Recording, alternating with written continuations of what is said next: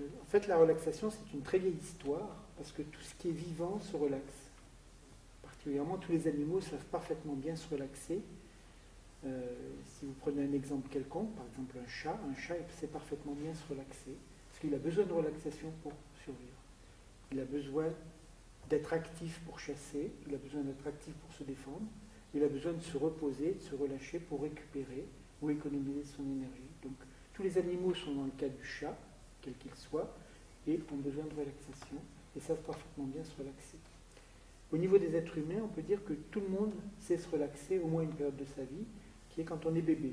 Tous les bébés savent parfaitement bien se relaxer, c'est-à-dire utiliser le relâchement et le repos pour récupérer et développer l'activité principale d'un enfant, qui est de grandir, de se développer lui-même. Dans toutes les démarches spirituelles, il y a des méthodes de relaxation qui favorisent un accès à la vie spirituelle. Dans toutes les religions, il y a un certain nombre d'exercices qui se rapprochent beaucoup de ce qu'on peut faire dans la relaxation, qui nous met dans un état particulier, qui permet une recherche personnelle et spirituelle. D'accord. Est-ce qu'aujourd'hui, la relaxation garde une utilité sur un plan professionnel ou dans notre vie quotidienne? Oui, bien sûr, l'utilité de la relaxation est immense. Alors, au niveau des thérapies comportementales et cognitives, la relaxation s'intègre parfaitement dans les méthodes. Si on prend l'exemple de la désensibilisation systématique de Wolpe, qui a été développée dès 1952, si j'ai bonne mémoire. Donc une vieille méthode. Hein. Bien sûr, oui. Wolpe utilisait la méthode de Jacobson pour relaxer ses patients et les exposer sous relaxation aux phobies qu'ils craignaient. Et le résultat était très très bon. Les études de validation ont montré que la désensibilisation systématique est une très très bonne méthode.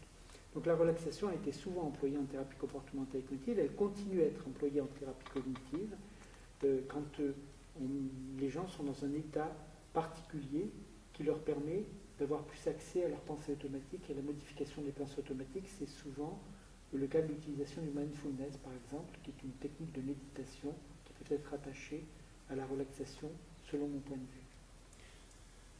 La relaxation, c'est une technique qui a l'air de marcher. Est-ce qu'il faut lui consacrer un temps particulier? Est-ce que c'est en fin de compte, est-ce que ça risque d'être une contrainte de plus?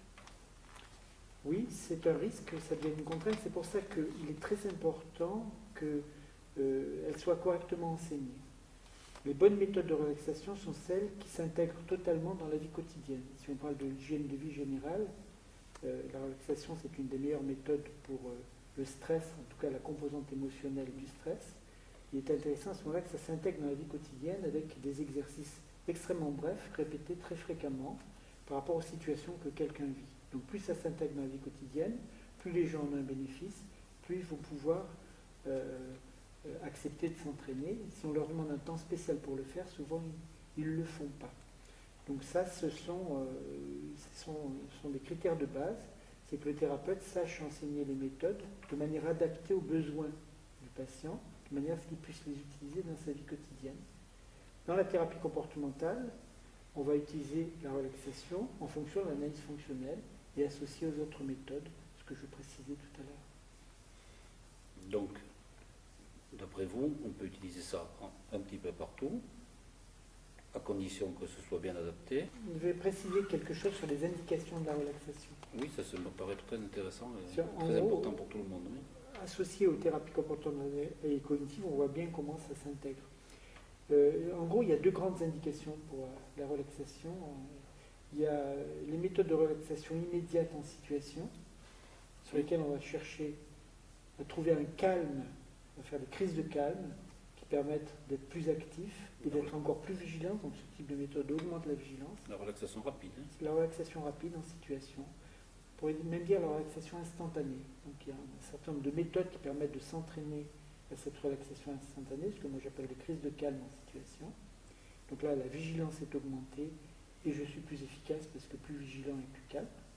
Ça augmente l'efficacité. Ah, la relaxation augmenterait la vigilance alors? Oui, la relaxation augmente la vigilance quand elle est employée dans ce sens-là et augmente toujours l'efficacité de l'action et du raisonnement.